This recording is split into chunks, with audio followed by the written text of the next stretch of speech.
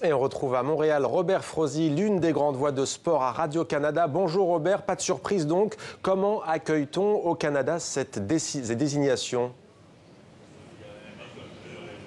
Oui, bonjour Mohamed. Oui, écoutez, pour certains c'est Noël, pour d'autres on se demande qu'est-ce qu'il va y avoir dans cette hotte, parce qu'évidemment de recevoir la Coupe du Monde, c'est une possibilité énorme d'abord de vitrine, mais en même temps d'essor pour le soccer comme on l'appelle ici. Et on l'a vu en 94, quand les États-Unis ont accueilli la Coupe du Monde, ça a été une explosion de ce sport dans ce pays, et en même temps la création de la Major League Soccer, la MLS, qui maintenant commence à rivaliser avec les plus grandes ligues internationales et qui accueille de plus en plus de joueurs de renom ici en Amérique du Nord. Alors c'est sûr que c'est une bonne chose. Maintenant, on va se demander qui aura quoi finalement.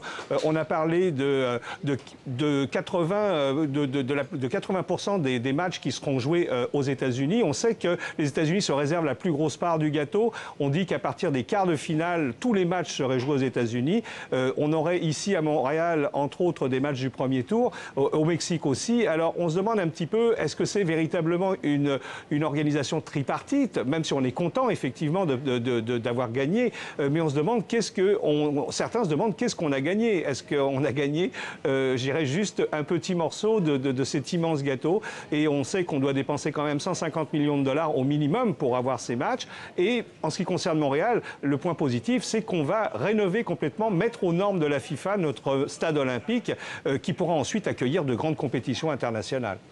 Et ironie du sort, ou plutôt ironie du sport, Robert, si l'on peut dire, l'annonce est faite en pleine négociation de l'ALENA, ce traité commercial qui lie justement ces trois pays, Canada, États-Unis, Mexique, un accord mis à mal par Donald Trump depuis son arrivée à la Maison-Blanche. Là, c'est plutôt United, l'entente parfaite, non ?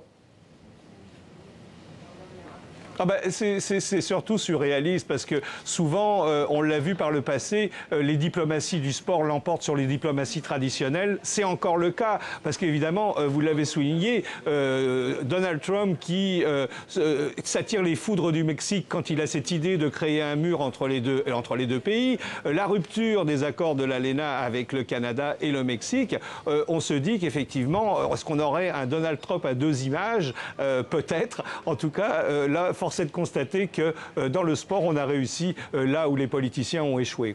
Merci beaucoup Robert Frozy d'avoir répondu à nos questions en direct de Montréal au Québec.